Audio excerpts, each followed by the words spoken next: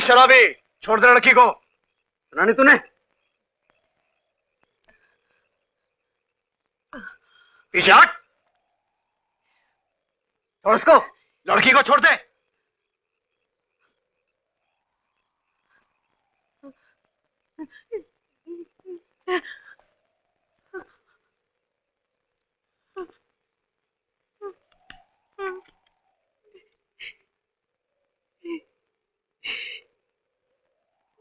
Peter,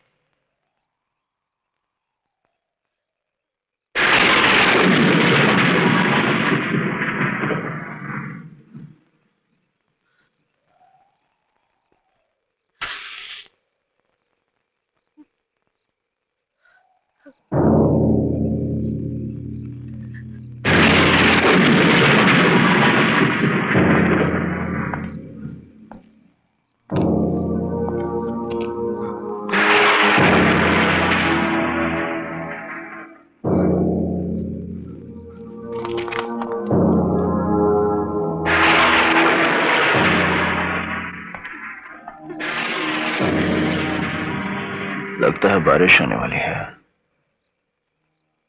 मेरा घर पास ही में है, चाहो तो थोड़ी देर तक ठहर सकती हो, मैं छोड़ाऊंगा।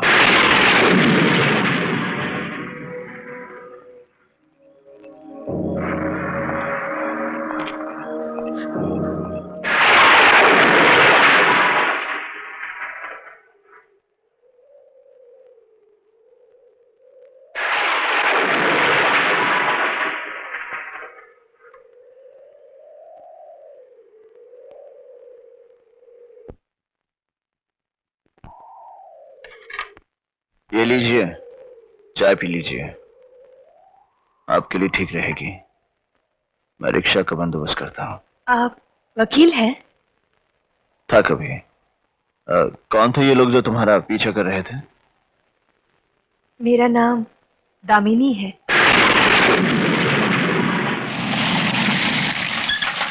क्या यही जगह है? जी हाँ, इसी जगह से ले गया था वो शराबी। भूल जाओ दामिनी, भूल जाओ। ये कोर्ट कचहरी सब भूल जाओ, कुछ नहीं मिलेगा। तो क्या हमें इंसाफ नहीं मिलेगा? इंसाफ? इंसाफ कानून का नंगापन मैंने देखा है दामिनी, देखा क्या झेला है। सच्चाई, आत्मा की आवाज, ये सब बकवास है। जो इनके सहारे जीते हैं उन्हें सिर्फ दर्द मिलता है। मेरी पत्नी आरती, इसके भी तुम्हारी जैसे आदर्श थे, तुम्हारी तरह बातें करती थी। इसी का सपना था कि मैं बैरिस्टर बनूं, सच्चाई और इंसाफ के लिए लड़ूं। एक दिन फुटपाथ पर वो कुछ खरीद रही थी, शराब से धुत एक रईसज़ादा अपनी गाड़ी के नीचे उसे कुचलकर चला गया। और तो और दामिनी, मैं उसके लिए इंसाफ भी नहीं पा सका। सब यही लोग थे, यही चड्डा, यही अदालत, यही सब। गवाह खरीदे गए, तोड़े गए। कौड़ियों के दाम लोग अपना ईमान बेचते हैं दामिनी, कौड़ियों के दाम।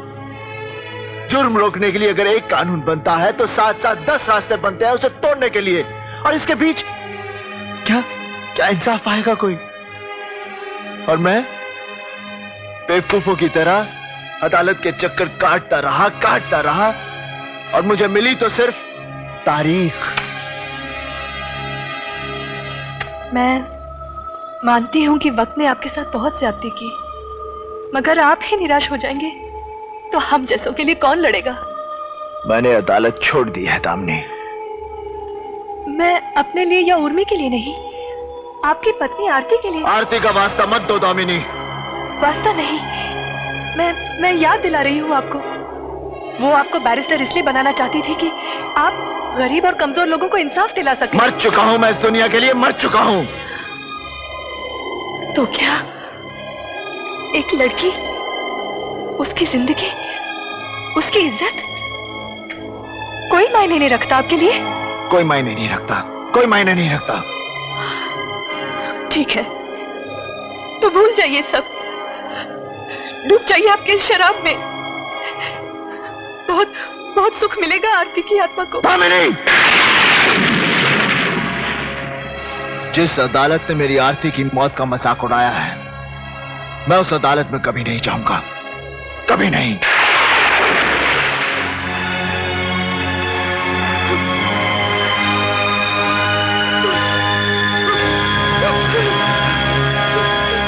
तुमने तो मुझसे कहा था कि चिट्ठी डिस्पैच कर दी गई, लेकिन ये तो यही है।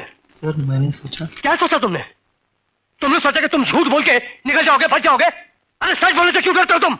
रहने दो शेखर, छोटी सी बात। कोई छोटी बात नहीं दिलीप। आदमी झूठ क्यों बोलता है? ये सच से क्यों डरता है ये आदमी? वाई सब झूठ बोल रहे हैं यार, सब।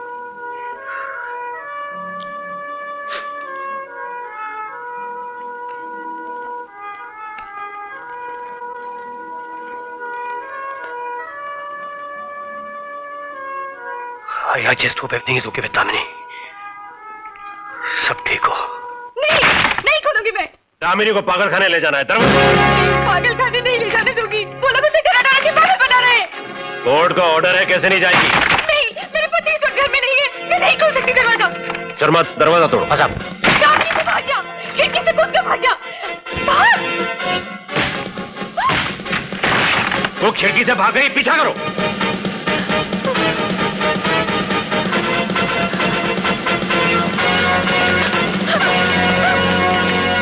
बहुत हो गया दामिनी, बहुत हो गया। सीधी तरह चलो, वरना मुझे जोर जबरदस्ती करनी पड़ेगी। वाह कदम वाह, बड़ी चुस्ती दिखाई तुमने।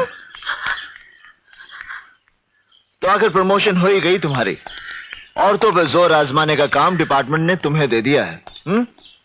वकालत छोड़ दी तो कानून भी भूल गया क्या गोविंद? इस लड़की के नाम का अरेस्ट वारंट है मेरे पास। सरकारी कागज का एक टुकड़ा मेरे पास भी है, स्टे ऑर्डर। अब अगली तारीख तक दामिनी कहीं नहीं जाएगी। जाओ, जिन लोगों की ड्यूटी बजा रहे हो आजकल, उनके साथ मिलकर कोई नया तोड़ निकालो। मैं तुझे देख लूंगा गोविंद। जब चाहे, जहां चाहे, जब दिल करे। कांस्टेबल भेज देना, दिखा दूंगा। कदम संभाल के रख कदम, केस बहुत चिकना है। फिसल जाओगे तो लुढ़कते हुए जाओगे।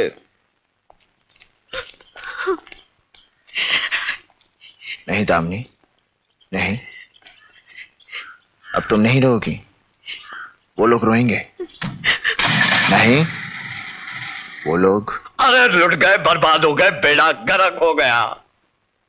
दो ही रास्ते रह गए हैं जीजा जी, बचे तो जौनपुर वरना पागल खाने। जौनपुर जौनपुर जौनपुर, पागल हो गए क्या? अरे मैं सिर्फ पागल नहीं हुआ हूं, हम सब पागल हो गए हैं। हाँ, यही तो है चड्डा जी जो कहा करते थे, दामिनी जैसे बिजलियां टिमटिमाते जुगनू की तरह इनके पिछवाड़े में घूमती है। गिर गई ना दामिनी सर पे। दामिनी को पागल करने चले थे। मामा जी, कुर्ते में रहना सीखिए। वो शराबी गोविंद बचाएगा उसे। पिछली बार भी उसे तारीखों में ऐसा उलझाया था कि कोर्ट का रास्ता भूल गया था वो। इस बार भी वही होने वाला है। ऐसी नस दबाऊंगा कि चीख निकल जाएगी।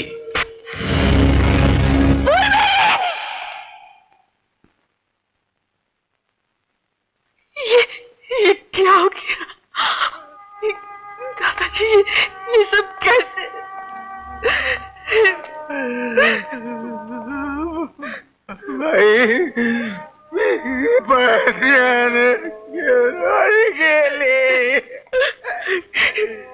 कल सुबह कितनी खुश थी ये,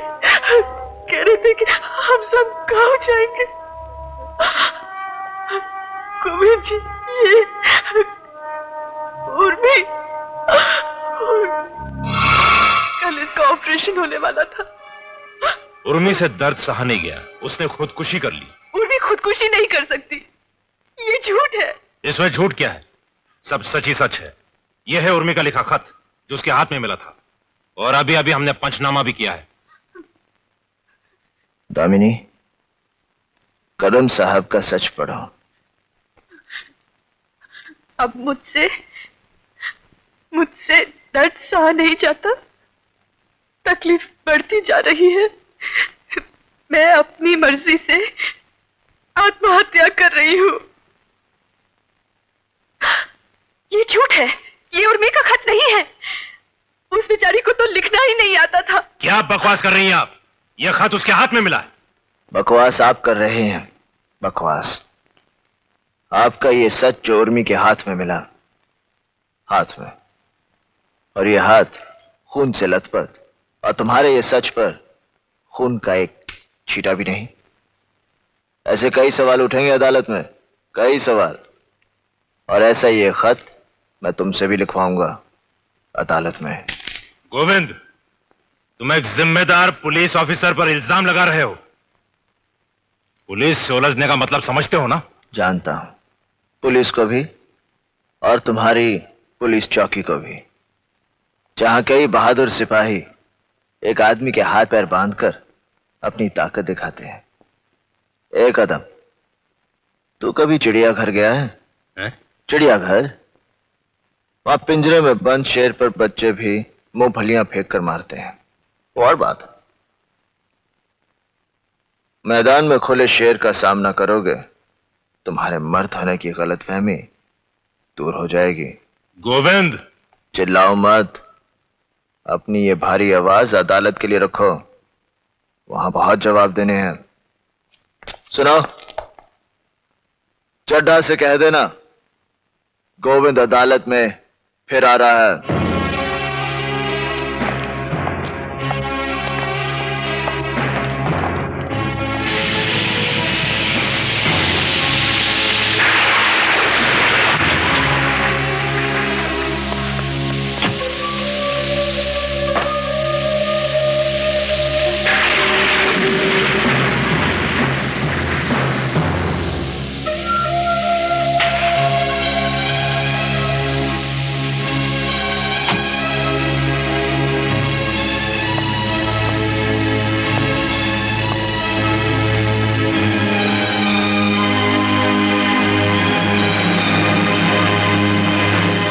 मुझसे कोर्ट में उलझने से बेहतर यही होगा गोविंद कि मामले को बाहर ही रफा दफा कर देते हैं। तुम तो जानते ही हो कि इंद्रजीत चड्ढा कभी शिकस्त नहीं खाता। चड्ढा, तूने कभी बच्चों को बिजली की तार से पतंग उतारते हुए देखा है? क्या? कुछ तारें ऐसी होती हैं जिसमें से उलझी हुई पतंग बच्चे भी उतार लाते हैं। ये और बात है, दामिनी के केस को छेड़कर जो तार तूने छू लिया है, बिजली का वो झटका लगेगा कि तू झटकना भूल जाएगा। रस्सी जल गई पर बल नहीं गया। गुप्ता 4 लाख देने को तैयार है। एक छोकरी की इज्जत के लिए ये रकम बहुत है। बहुत तरक्की कर ली चड्ढा, कानून की दलाली से इज्जत की नीलामी तक आ गए। इस पेशे को भड़वागिरी कहते हैं। गोविंद, चिल्ला मत, नहीं तो ये केस यही रफा दफा कर दूंगा। ना तारीख ना सुनवाई, सीधा इंसाफ, वो भी ताबड़तोड़।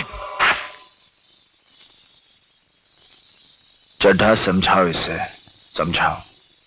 ऐसे खिलौने बाजार में बहुत बिकते हैं, मगर इसे खेलने के लिए जो जिगर चाहिए ना, वो दुनिया के किसी बाजार में नहीं बिकता। मर्द उसे लेकर पैदा होता है, और जब ये 2.5 किलो का हाथ किसी पर पड़ता है ना, तो आदमी उठता नहीं, उठ जाता है। इस सब का जवाब कल अदालत में दूंगा। और हां, अगर अदालत में तूने कोई बदतमीजी की तो वही मारूंगा।